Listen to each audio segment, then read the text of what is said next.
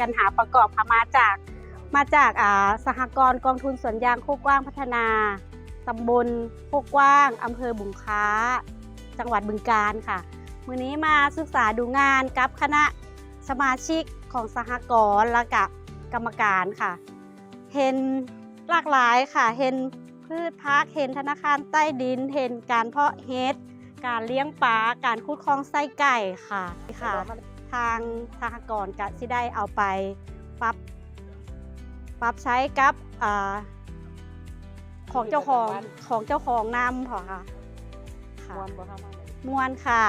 ได้บ่เดินทางยากบ่คะ บ่ยากค่ะกะไก่อยู่เพราะว่ามาจากบึงกาฬเนาะค่ะเนาะแล้วก็มาได้ฟังหมอลำค่ะแล้วก็ได้การต้อนรับจากหมอลำทำเกษตรเป็นอย่างดีเลยค่ะแล้วก็ได้รับความรู้ทางบึงกาฬมันต้องอีกดนนะคะจังสิได้แบบหมอลำเนี่ยค่ะ มวนดีเนาะ ม่วนค่ะขอบคุณนะคะ ขอบคุณหลายๆด้วยจ้า ขอบคุณค่ะ